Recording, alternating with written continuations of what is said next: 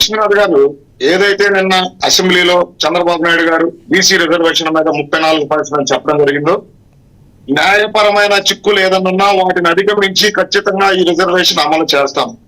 ఒకవేళ ఎక్కడన్నా న్యాయస్థానాల్లో అడ్డంకులు వచ్చిన కూటమిగా తెలుగుదేశం పార్టీగా ఆ నెంబర్ ని మేము రీచ్ అయ్యేదానికి, ఆ నెంబర్ రిజర్వేషన్ ని మేము బీసీలకు అందించేదానికి మేము నిర్ణయం తీసుకొని ఆ దిశగానే స్థానిక సంస్థ ఎలక్షన్స్ లో మా పోరుంటుందని చెప్పడం జరిగింది. లక్ష్మీనాథ్ గారు కూటమి నిబద్ధత ఏంటి, తెలుగుదేశం పార్టీ నిబద్ధత ఏంటో మీకు ఎగ్జాంపుల్ చెప్తా. మహిళా బిల్లు పార్లమెంట్ లో పెట్టి పాస్ అవ్వకపోయినా మహానాడు వేదికగా నారా లోకేష్ గారు రాబోయే సార్వత్రిక ఎన్నికల్లో తెలుగుదేశం పార్టీగా 33% మహిళా రిజర్వేషన్ ని మేము అమలు చేస్తామని చెప్పిన ఘనత తెలుగుదేశం పార్టీది. రాబోయే రోజుల్లో కూటమిగా ఆ నిర్ణయం తీసుకుంటాం ఖచ్చితంగా. అదేవిధంగా స్థానిక సంస్థ ఎలక్షన్స్ నారా చంద్రబాబు నాయుడు గారు ఏ విధంగా జరుపుతారు, జగన్మోహన్ రెడ్డి గారు ఏ విధంగా జరిపారు, యావత్ ప్రపంచం చూసిన లక్ష్మీనాథ్ గారు. ఇవాళ మోహన్ రెడ్డి గారు నేను మీడియా ముఖంగా కూర్చొని మా పార్టీలో మేము డిఫెండ్ చేసుకోవడం కాదు. స్థానిక సంస్థ ఎలక్షన్స్ లో మహిళలు ఏ విధంగా నామినేషన్ పత్రాలను దాచిపెట్టుకొని వచ్చి నామినేషన్ వేయాల్సిన దుస్థితిని ఆ రోజు వైఎస్ఆర్సీపీ కలిగించిందనేది యావత్ రాష్ట్ర ప్రజలు చూశారు.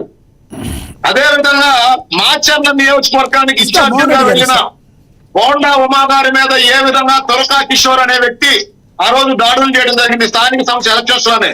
కాబట్టి రాబోయే రోజుల్లో కూటమి ప్రభుత్వం నారా చంద్రబాబు నాయుడు గారి నాయకత్వంలో పవన్ కళ్యాణ్ గారు, నారా లోకేష్ గారు బీజేపీతో కలిసి ఈ రాష్ట్రంలో ఏ విధంగా ప్రశాంత వాతావరణంలో స్థానిక సంస్థ ఎలక్షన్ లో జరపబోతా ఉందనేది ప్రజలు చూస్తూ ఉన్నారు, చూడబోతా ఉన్నారు. ఇక మీరు ఇందాక అడిగారు ఒక అంశం, 2014 నుండి 19 మధ్య నారా చంద్రబాబు నాయుడు గారు ఈడబ్ల్యూఎస్ లో కాపు సోదరి మండలకు అందించిన 5% రిజర్వేషన్ ని ఆ రోజు జగన్మోహన్ రెడ్డి గారు ఎత్తేసారు. మీరు వచ్చి 2 సంవత్సరాలు దాటింది, మీరెందుకు చేయలేకపోతా ఉన్నారు, గతంలో మీరు తీసుకువచ్చిన ఆలోచనే కదా, చంద్రబాబు నాయుడు గారు చేసిన పదే కదా అని.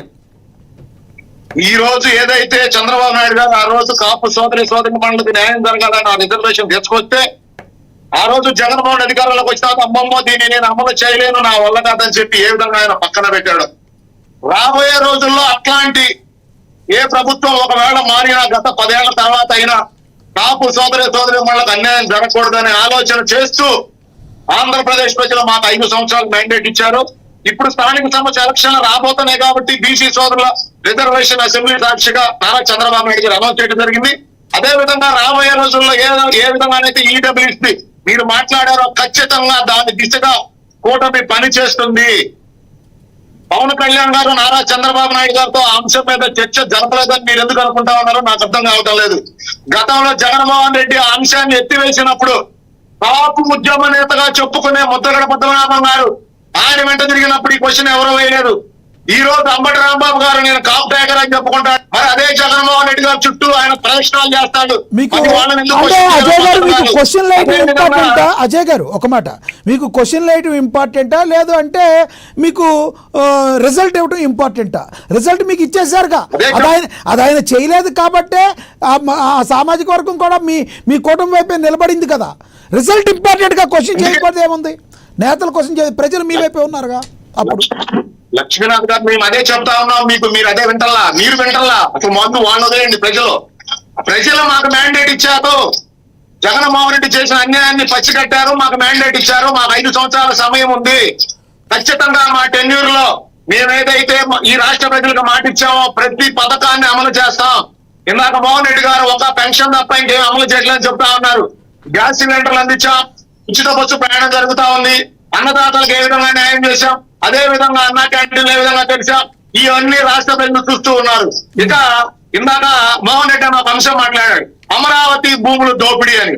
ఇదే విధంగా గత 2019 సార్వత్రిక ఎన్నికల ముందు రాష్ట్రంలో ప్రార్థాంతం చేశారు. అదే విధంగా గెలిచిన తర్వాత మీ కేసులు ఇచ్చారు.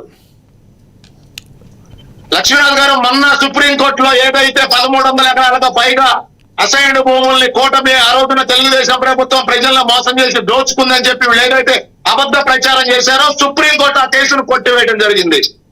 ఇంకా కూడా అమరావతి మీద విషయం చెబుతా ఉన్నారు. కంక్లూడ్ చేయండి, 30 సెకండ్స్ కంక్లూడ్ చేయండి మీరు అజయ్ గారు. లక్ష్మీనాథ్ గారు ఏదైతే కూటమి 2024 సార్వత్రిక ఎన్నికల్లో ఈ రాష్ట్ర ప్రజలకు మాట ఇచ్చిందో ప్రతి అంశం మీద మేము నిలబడతాం, కూటమిగా నిలబడతాం. ఈ 2 సంవత్సరాల స్వపరిపాలన సమయంతో మేము స్థానిక సంస్థ ఎలక్షన్స్ లో ప్రజల్ని ఓటు అడుగుతాం. గౌరవ సీట్లు సాధించి తెలుగుదేశంగా, జనసేనగా, బీజేపీగా మేమందరం కలిసి ఉంటాం. అధినాయకత్వం తీసుకున్న నిర్ణయాన్ని శిరసా వహిస్తూ కూటమి నాయకులుగా గ్రౌండ్ లెవెల్ లో మా కూటమి అభ్యర్థులు గెలిచేదానికి మేము కలిసి పనిచేస్తాం. అదే విధంగా ఏదైతే అసెంబ్లీలో చెప్పారో నారా చంద్రబాబు నాయుడు గారు, ఒకవేళ ఏదైనా న్యాయపరమైన చిక్కులు ఉన్నా కూటమిగా, తెలుగుదేశం పార్టీగా మేము ఆ రిజర్వేషన్ నిలబెట్టుకుంటాం. ప్రజలకు ఇచ్చిన మాట మీద మేము నిలబడతామని చెప్పాం. జగన్మోహన్ రెడ్డి మాదిరి మేము మాట తప్పించుకునే వాళ్ళం, మడమ తిప్పేవాళ్ళం కాదు. కన్సల్ట్ చెప్పి నేను కంక్లూడ్ చేస్తాను. లక్ష్మణ్ గారు, ఇందాక అన్న మేము ఆ పదవులు ఇచ్చాం, ఈ పదవులు ఇచ్చామని చెప్తా ఉన్నారు. మీరు ఇచ్చిన ఏ బీసీ కార్పొరేషన్ కి నిధులు కేటాయించలేదు. ఇకపోతే బీసీ పార్టీ అంటేనే తెలుగుదేశం పార్టీ. ఈ రోజు మా రాష్ట్ర అధ్యక్షుడు ఒక బీసీ నాయకుడు పల్లా శ్రీనివాస్ గారు, అదే విధంగా కేంద్ర మంత్రి కింజర పచ్చెన్నాయుడు గారు, రామ్మోహన్ నాయుడు గారు, రాష్ట్రంలో కింజర పచ్చెన్నాయుడు గారు, కొల్లు రవీంద్ర గారు, అనగా సత్యప్రసాద్ గారు, సత్యకుమార్ యాదవ్ గారు, సవితమ్మ గారు, వాకులశెట్టి సుభాష్ గారు, ఈ విధంగా కేబినెట్ లో 7 మంత్రులు ఉన్నారు. అదే విధంగా ఈ రాష్ట్ర గౌరవ శాసన సభాపతి కూడా అయ్యన్న పాత్రుడు గారు కూడా మీకు తెలిసిన విషయమే. ఈ తెలుగుదేశం పార్టీ గాని, కూటమి గాని ఏ విధంగా బీసీ నాయకులను గౌరవిస్తుంది, బీసీ నాయకత్వం స్థానిక సంస్థల నుంచే బలపడాలని ఏ విధంగా కూటమి కోరుకుంటుంది, తెలుగుదేశం పార్టీ కోరుకుంటుంది అనేది యావత్ రాష్ట్ర ప్రజలకు తెలుసు. అదే నాకు మోహన్ రెడ్డి అని చెప్పినట్టు వైఎస్ఆర్ సిపి పార్టీ కోట్ల రూపాయలు బీసీ సోదరులు ఇచ్చి ఉంటే, పదవులు ఇచ్చి ఉంటే, ఎందుకు రాష్ట్ర ప్రజలు మీకు కనీస ప్రతిపక్ష హోదా ఇవ్వలేదు? ఎందుకు మీ గొంతు వినడానికి కూడా ప్రజలు ఇష్టపడడం లేదు? అది మీరు మాట్లాడాలి. ధైర్యం ఉంటే మీరు ఏదైతే బయట ఉండి విషయం చెబుతున్నారో అసెంబ్లీకి వచ్చి మాట్లాడండి. అసెంబ్లీకి రండి. మీకు సమయం ఇచ్చేదానికి ప్రభుత్వం, గౌరవ స్పీకర్ గారు సిద్ధంగా ఉన్నారు. అసెంబ్లీకి వచ్చి మాట్లాడండి. రైట్ మోహన్ రెడ్డి గారు కంక్లూడ్ చేయండి. ఎస్ మోహన్ రెడ్డి గారు కంక్లూడ్ చేయండి. లక్ష్మీనాథ్ గారు మాట్లాడండి సార్. ఇప్పుడు అజయ్ చిన్న పిల్లుడు నాకన్నా ఎంతైనా, ఆయన ఎంతసేపు మాట్లాడినా నేను ఎక్కడా మాట్లాడలే. నేను ఆయన కన్నా సీనియరే. నేను మాట్లాడేప్పుడు నాకు కూడా అంత గౌరవించేది నేర్చుకోమని చెప్పండి.